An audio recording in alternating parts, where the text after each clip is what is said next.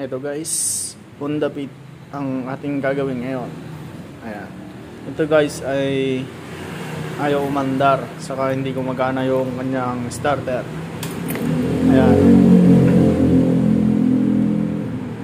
Umiilaw naman yan, kaso nga lang pagka nag-push na tayo ng starter switch, ayan, wala.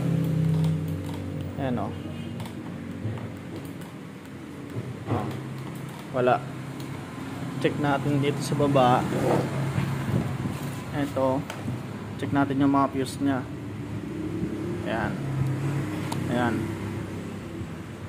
Umiilaw. Good. Good naman. Dito.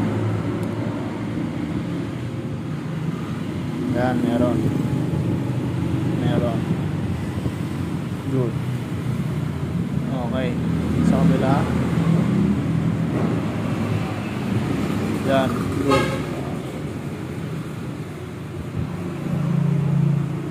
Goods naman lahat ng fuse. Ngayon, check natin yung sa relay. Lang. Ayan, tanggalin natin. Check natin kung may current. Okay, good. Oh, gumagana. Meron naman supply. Balik na natin. Ayan.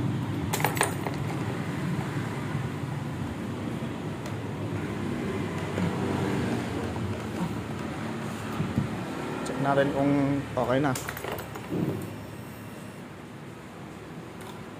Ayun. Wala pa rin.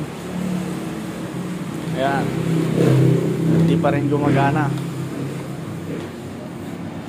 Tapos check natin dito sa may kanyang ECU yung socket kung nag-carbon, nag-corrosion yung socket nya.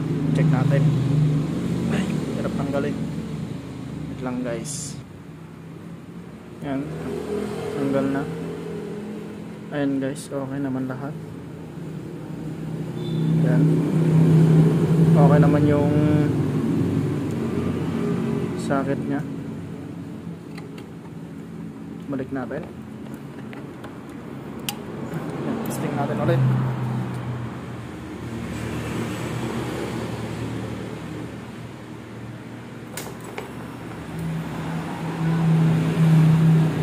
Start. Ayaw pa rin.